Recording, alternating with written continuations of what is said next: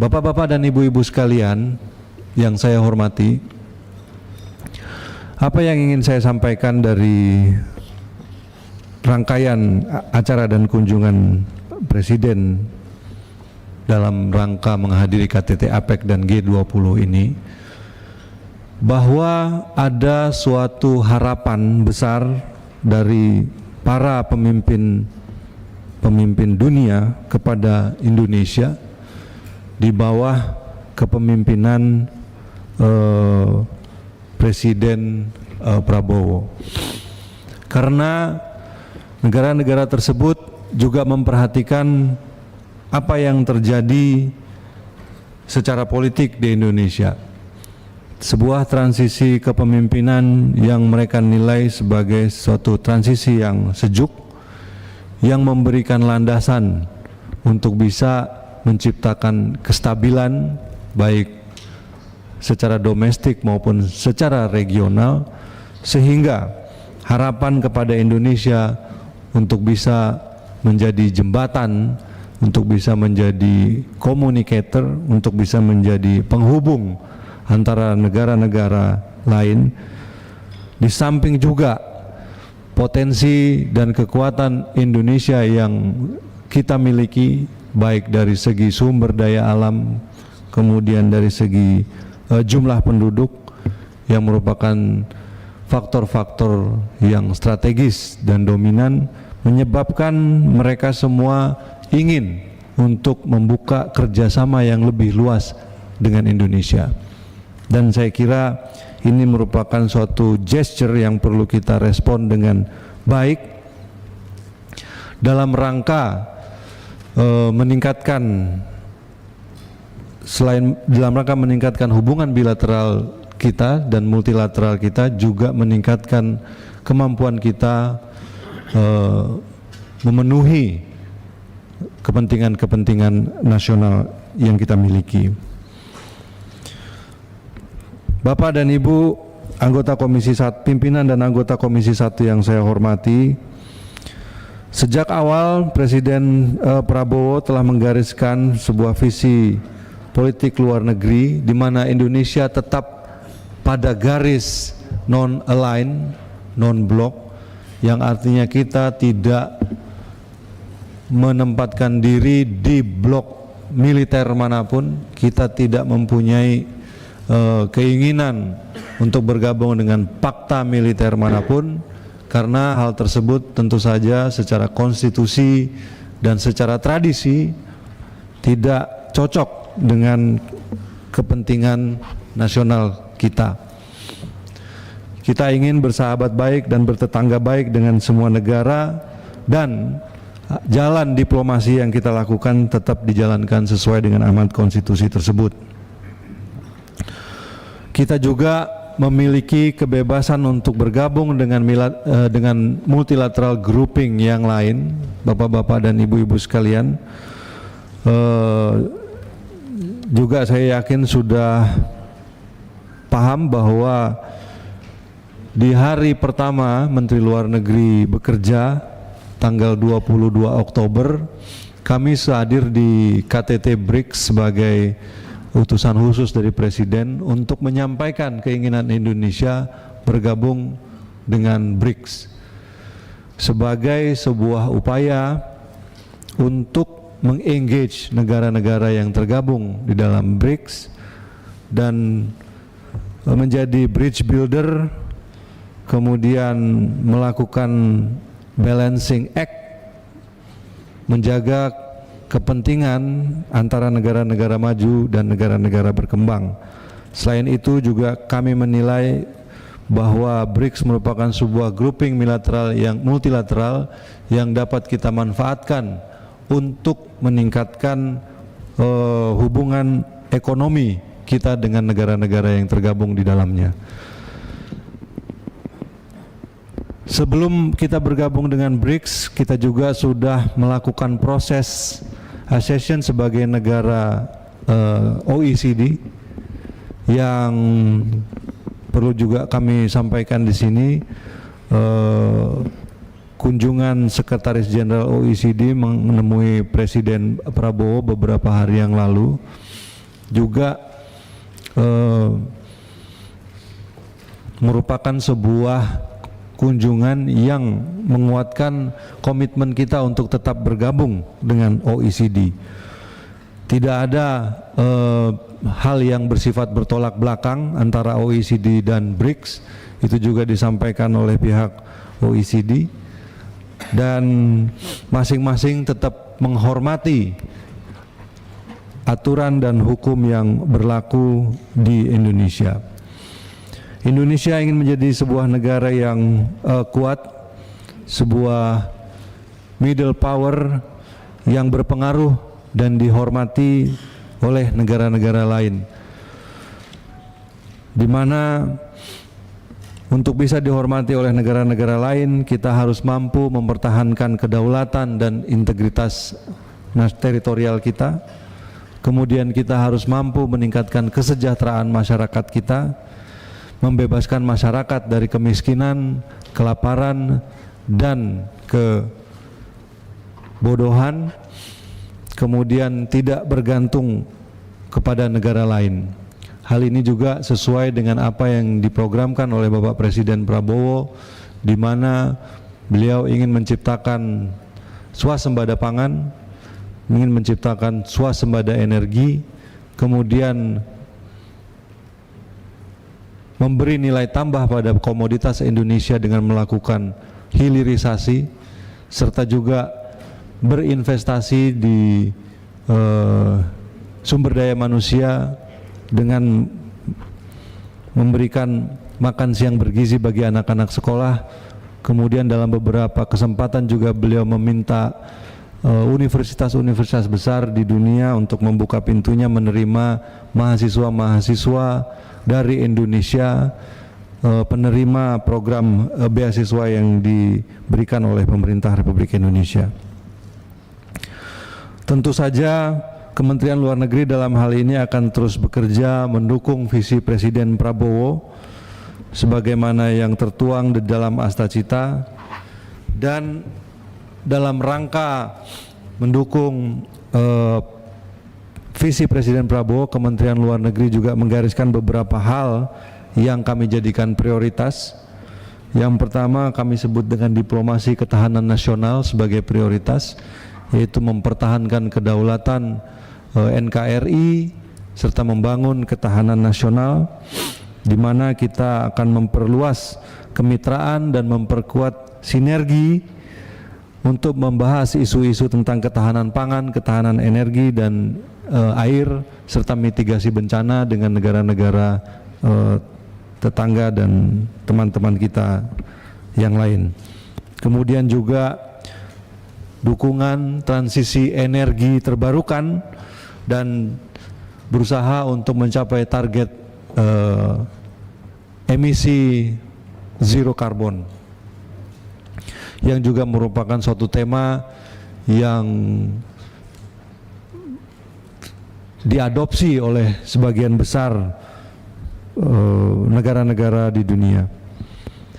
Kemudian kita juga melakukan pendekatan prioritas diplomasi ekonomi yang berdasarkan pada nilai-nilai Pancasila, di mana kita mendorong kemitraan dan tatanan ekonomi global yang berkeadilan, menciptakan suatu perdagangan yang bebas dan adil, kemudian memperluas kemitraan ekonomi di kawasan-kawasan non-tradisional, membuka pasar-pasar baru bagi komoditas-komoditas Indonesia.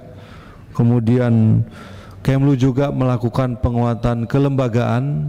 Dalam hal ini kami membentuk suatu Direktorat Jenderal baru, yaitu Direktorat Jenderal Hubungan Ekonomi dan Kerjasama Pembangunan, yang nantinya juga akan mengadres hubungan ekonomi dengan negara-negara tetangga. Dalam rangka direktorat ini kami bangun dalam rangka memperkuat koordinasi dan sinkronisasi hubungan ekonomi luar negeri. Karena ada beberapa evaluasi dari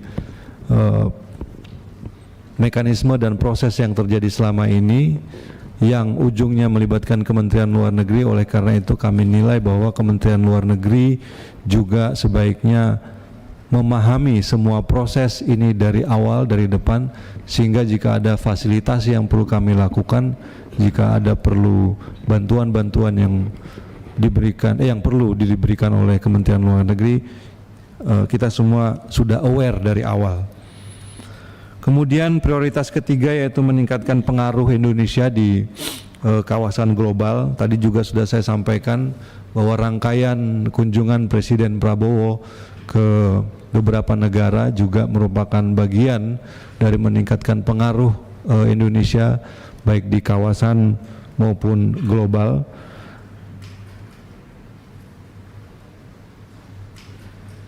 Di mana peran ini juga dapat dijalankan jika sistem multilateral yang ada berjalan dengan baik.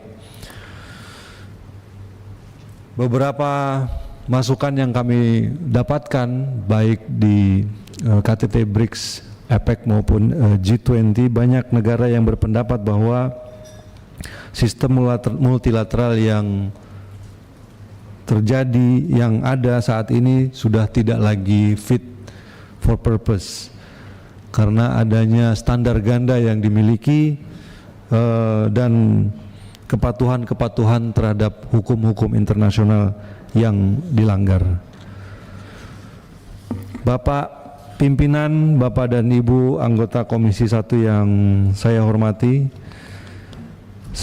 berkaitan dengan peningkatan pengaruh kawasan ini juga Indonesia akan semakin aktif dan asertif di tataran global, kemudian menggerakkan juga menjadi salah satu penggerak juga untuk reformasi multilateral pada isu-isu peace and security, antara lain reformasi Dewan Keamanan PBB dan reformasi arsitektur keuangan internasional. Kemudian juga memperjuangkan kepentingan nasional dan posisi prinsip kita terutama pada KTT luar biasa OKI Liga Arab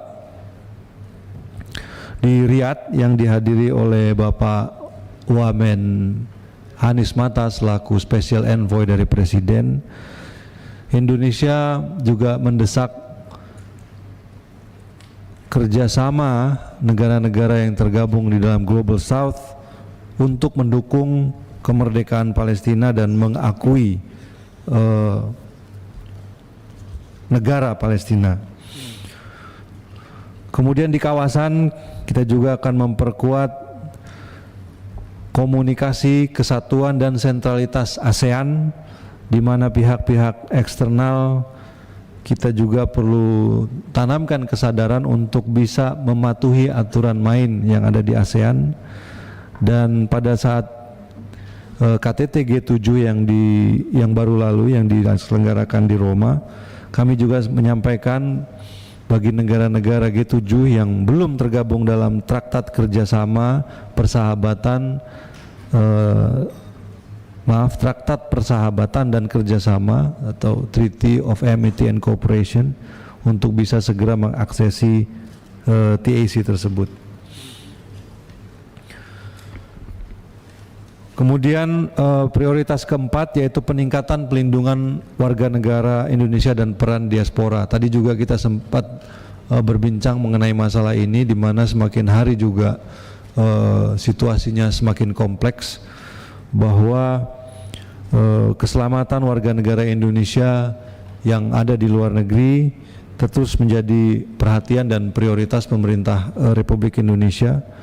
Dalam hal ini juga Kementerian Luar Negeri. Kemudian kami berpendapat juga perlindungan ini tidak cukup hanya bersifat reaktif, tetapi juga harus antisipatif.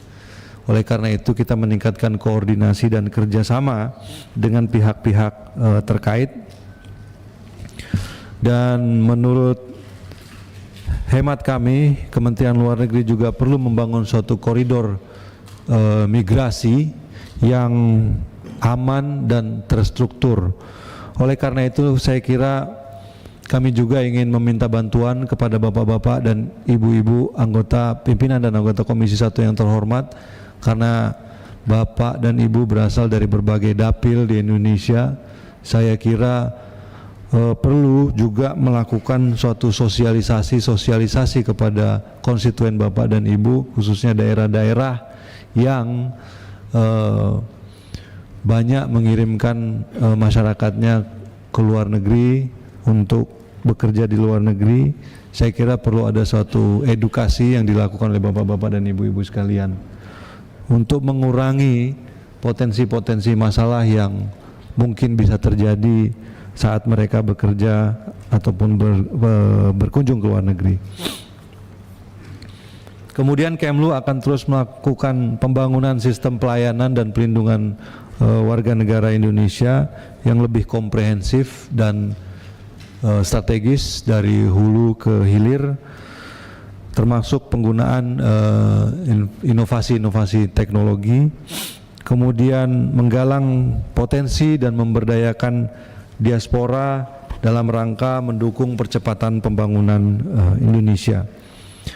Kemudian prioritas kelima juga yang ingin kami lakukan adalah mengoptimalisasi diplomatic tools dalam rangka memperkuat pengaruh dan posisi Indonesia baik di kawasan maupun di global. Development Aid merupakan sebuah tool yang penting dan strategis dalam rangka meningkatkan nilai tawar tersebut. Kemudian Kemlu menargetkan pemberian bantuan pembangunan yang lebih cepat, yang lebih responsif, fleksibel dan tanggap. Kemudian perlu juga kami sampaikan bahwa pada pertemuan tingkat menteri negara-negara Melanesian Spearhead Group minggu lalu di Vanuatu yang dihadiri oleh Pak Wamentata, bahwa Indonesia kembali menegaskan bahwa pemerintah Republik Indonesia menaruh perhatian besar bagi penguatan kerjasama dengan negara-negara Melanesia tersebut, seperti juga sudah disampaikan langsung oleh Bapak Presiden kepada kami untuk lebih memperhatikan kelompok negara-negara yang termasuk di MSG ini, yang perwujudannya nanti akan dilakukan dalam bentuk kerjasama pembangunan dan perdagangan. Kemudian dalam kaitannya juga dengan diplomatic tools ini, kami kira kami melakukan penguatan dan pembangunan kapasitas diplomatik, baik sumber daya manusianya maupun sarana dan prasarana yang dimiliki, di mana beberapa hal yang kami catat perlu dilakukan dan pertimbangkan adalah sistem pendidikan bagi para diplomat akan kami tinjau kembali untuk disesuaikan sehingga relevansinya sesuai dengan megatrend dunia pada saat ini. Kemudian sistem komunikasi diplomatik akan di-upgrade ke sistem yang lebih tanggap, real time dan aman dari serangan pihak luar. Kemudian tentu saja kelayakan hidup pegawai Kemlu juga akan menjadi perhatian kami. Saya mengucapkan terima kasih atas dukungan DPR RI, khususnya Komisi 1 dalam hal ini, bagi kenaikan ADTLN yang sudah disahkan pada masa sidang yang lalu lewat Perpres 84 2024. Kemudian kami juga mohon dukungan dari para pimpinan, Bapak dan Ibu anggota Komisi 1 yang kami hormati, untuk meningkatkan kesejahteraan pegawai Kemlu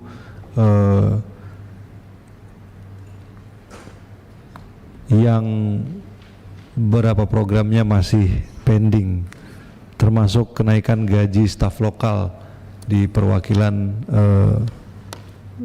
Republik Indonesia di luar negeri. Kemudian Kemlu juga berusaha memenuhi apa yang kita sebut dengan minimum essential diplomatic infrastructure, di mana ada standar minimum sumber daya, sarana dan prasarana fisik yang memadai, dan di tengah keterbatasan ruang fiskal yang kita miliki, kita juga akan menjajaki berbagai opsi dalam rangka pemenuhan kebutuhan diplomatic infrastructure ini. Bapak pimpinan, Bapak dan Ibu anggota Komisi 1 yang kami hormati, saya kira ini saja paparan yang kami berikan pada kesempatan rapat kerja pada pagi hari ini. Selanjutnya kami mohon masukan, arahan dan bimbingan dari bapak-bapak dan ibu-ibu anggota Komisi 1 yang terhormat dalam rangka menjalankan tugas, sehingga apa yang sama-sama kita citakan lewat Kementerian Luar Negeri ini bisa berjalan dengan baik. Terima kasih.